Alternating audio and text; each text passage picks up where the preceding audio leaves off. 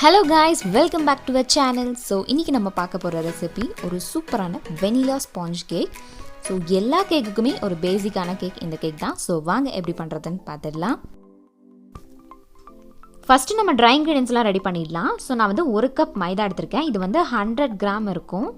So எப்போவுமே நம்ம கப்பில் மெஷர் பண்ணும்போது இந்த மாதிரி லெவல் பண்ணி தான் எடுக்கணும். நீங்கள் வந்து மெஷரிங் கப் கூட யூஸ் பண்ணிக்கலாம். ஸோ எதுக்காக நம்ம லெவல் பண்ணுறோம் அப்படின்னா அந்த 1 கப்புக்கு கம்மியாகவும் இருக்கக்கூடாது, ஜாஸ்தியாகவும் இருக்கக்கூடாது. ஸோ அதனால் இந்த மாதிரி லெவல் பண்ணி எடுத்துக்கோங்க. ஸோ எப்போவுமே வந்து பேக்கிங்கில் வந்து மெஷர்மெண்ட் ரொம்ப இம்பார்ட்டன்ட். ஸோ அதனால தான் இந்த மாதிரி லெவல் பண்ணுறோம். ஸோ ஃபஸ்ட்டு ஒரு பவுலில் ஸ்ட்ரைனர் வச்சுக்கோங்க. அதில் நம்ம மெஷர் பண்ணி வச்சுருக்க 1 கப் மைதா சேர்த்துக்கோங்க. அப்புறம் 1/2 table spoon baking soda, 1 table spoon baking powder, இது எல்லாத்தையுமே சேர்த்துட்டு நல்லா சளிச்சு எடுத்துக்கோங்க. அப்போ தான் அந்த பேக்கிங் பவுடர்லேயும் சோடாலேயும் இருக்க சின்ன சின்ன கட்டி எல்லாமே வந்துட்டு நல்லா ஸ்மூத் ஆகும். இப்போ இதை வந்து ஒரு ஸ்பூன் வச்சு லைட்டாக மிக்ஸ் பண்ணி விட்டுருங்க. இப்போ நல்லா சளிச்சு எடுத்ததுக்கப்புறமா இதை லைட்டாக மிக்ஸ் பண்ணி விட்டுக்கோங்க. அப்போ தான் நமக்கு கேக் வந்து நல்லா ஈவனாக பேக் ஆகி வரும். இப்போ ஒரு பவுலில் 3 எக் எடுத்துக்கோங்க. எக் வந்து கண்டிப்பாக ரூம் டெம்பரேச்சரில் இருக்கணும். ஸோ அந்த மாதிரி எக்கு உடைச்சதுக்கப்புறமா அதை நீங்கள் ஓப்பன் பண்ணும்போது ஸ்ட்ரைட்டாக வச்சு ஓப்பன் பண்ணிக்கோங்க. நம்ம வந்து வெள்ளைக்கருவும் மஞ்சள் கருவும் தனியாக பிரித்து எடுக்க போகிறோம். ஸோ இந்த பவுலில் நீங்கள் வெள்ளைக்கரு மட்டும் ஆட் பண்ணிக்கோங்க. கொஞ்சம் கூட நமக்கு மஞ்சள் கரு வேண்டாம். அதை வந்து நம்ம லாஸ்ட்டாக ஆட் பண்ணிக்கலாம். இந்த மாதிரி கொஞ்சம் கேர்ஃபுல்லாக ஒயிட்டை மட்டும் நம்ம பிரித்து எடுத்துக்கலாம்.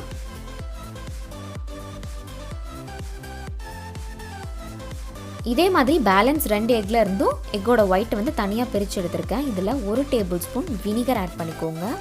வினிகர் இல்லைனா லெமன் ஜூஸ் கூட 1 டேபிள் ஸ்பூன் ஆட் பண்ணிக்கலாம். இது வந்து எக் ஒயிட்டோட ஃபஸ்ட்டே ஆட் பண்ணணும். அப்போ தான் நமக்கு வந்து எக் ஒயிட் நல்லா ஃப்ளஃபி ஆகும்.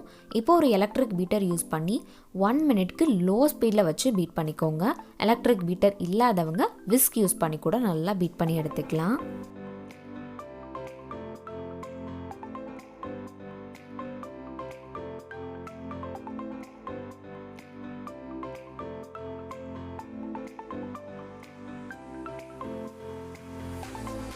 இந்த மாதிரி நல்லா பீட் பண்ணி எடுத்ததுக்கப்புறமா 1 கப் பவுடர் சுகர் எடுத்துக்கோங்க. இதில் ஃபஸ்ட்டு 2 டேபிள் ஸ்பூன் ஆட் பண்ணிவிட்டு அந்த சுகர் நல்லா மெல்ட் ஆகிற வரைக்கும் நீங்கள் நல்லா பீட் பண்ணி எடுத்துக்கோங்க.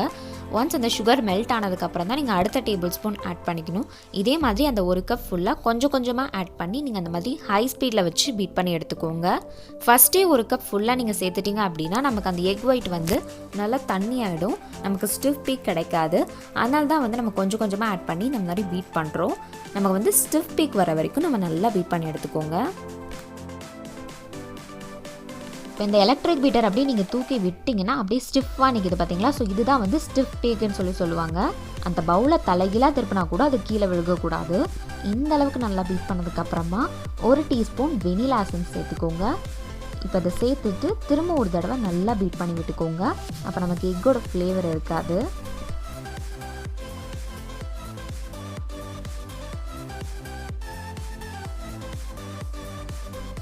இப்போ நல்லா பீட் பண்ணி எடுத்ததுக்கப்புறமா அந்த சைடில் வந்து ஸ்ப்ரே பண்ணி விட்டுக்கோங்க.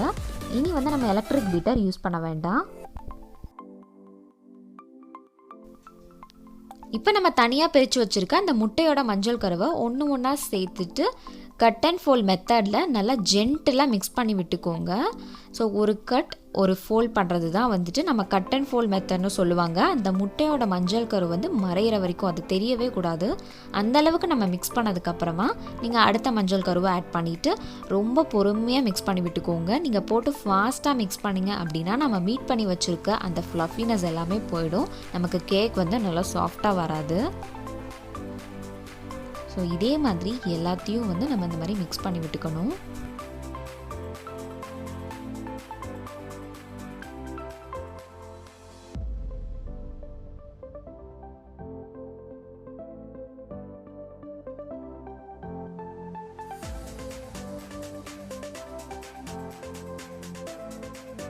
இப்போ இதில் 1/2 டீஸ்பூன் வெனிலா எசன்ஸ் ஆட் பண்ணிவிட்டு இதையும் வந்து நல்லா ஜென்டிலாக நல்லா மிக்ஸ் பண்ணி விட்டுக்கோங்க. இப்போ நான் ஏன் vanilla essence second time add பண்ணியிருக்கேன் அப்படின்னா நம்மளோட எக் யோக் சேர்த்துருக்கிறதுனால அந்த எக்கோட ஸ்மெல் வரும். அதனால தான் இப்போ கொஞ்சமாக வெனிலா எசன்ஸ் ஆட் பண்ணியிருக்கேன். உங்களுக்கு அந்த எக் ஃப்ளேவர் பிடிக்கும்னா நீங்கள் செகண்ட் டைம் ஆட் பண்ண வேண்டாம். இப்போ நம்ம மிக்ஸ் பண்ணி வச்சுருக்க ட்ரை இன்க்ரீடியன்ஸை கொஞ்சம் கொஞ்சமாக ஆட் பண்ணி இதையும் நல்லா ஜென்டலாக மிக்ஸ் பண்ணி விட்டுக்கோங்க.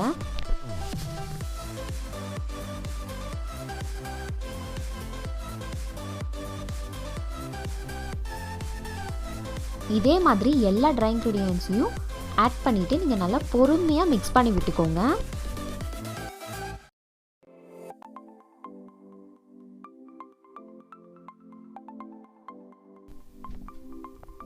இப்போ இதில் 1/4 கப் ஆயில் ஆட் பண்ணிக்கோங்க. இதில் ஃபஸ்ட்டு நம்ம பாதி சேர்த்துடலாம். பாதி சேர்த்துட்டு ஒரு தடவை நல்லா மிக்ஸ் பண்ணி விட்டுக்கோங்க. இதையும் நம்ம பொறுமையாக தான் நல்லா மிக்ஸ் பண்ணி விடணும். இப்போ இந்த பேலன்ஸ் இருக்க ஆயிலையும் ஆட் பண்ணிவிட்டு நல்லா மிக்ஸ் பண்ணி விட்டுக்கலாம்.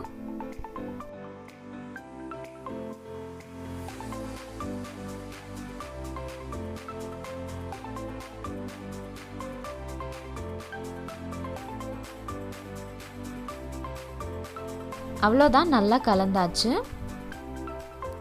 இப்போ நான் ஹாட் டின் எடுத்திருக்கேன். இதில் கீ இல்லைனா ஆயில் ஏதாவது அப்ளை பண்ணி ஸ்ப்ரெட் பண்ணி விட்டுக்கோங்க.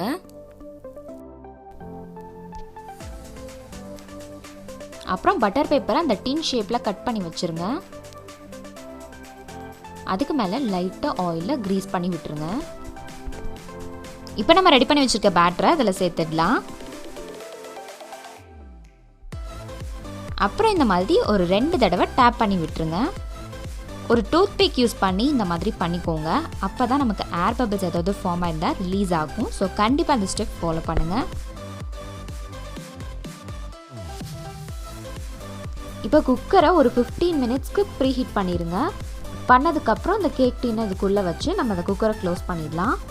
எனக்கு இந்த கேக் பேக் ஆகுறதுக்கு 45 மினிட்ஸ் ஆகுது. நீங்கள் 40 மினிட்ஸ்க்கு ஒரு தடவை செக் பண்ணி பாருங்கள். இப்போ இதை ஓப்பன் பண்ணிட்டேன்.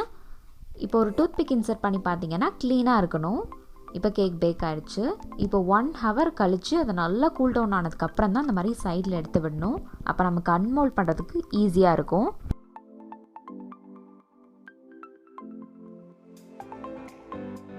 இப்போ இதை ஒரு பிளேட்டில் அப்படியே ஃப்ளிப் பண்ணிடலாம். அவ்வளோதான், கேக் நல்லா சூப்பராக வெளியே வந்துருச்சு. இப்போ நம்ம பட்டர் பேப்பரை ரிமூவ் பண்ணிடலாம்.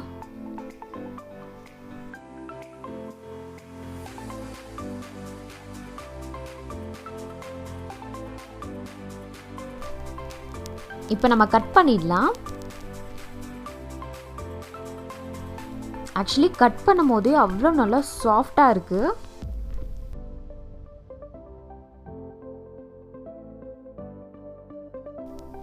நல்ல ஸ்பாஞ்சியாக சூப்பராக இருக்குது. கண்டிப்பாக உங்கள் வீட்டில் எல்லோரும் மறக்காமல் ட்ரை பண்ணி பாருங்கள். உங்களுக்கு இந்த வீடியோ பிடிச்சிருந்தா மறக்காமல் லைக் பண்ணுங்கள், ஷேர் பண்ணுங்கள் அண்ட் ஆல்சோ சப்ஸ்கிரைபும் பண்ணிடுங்க.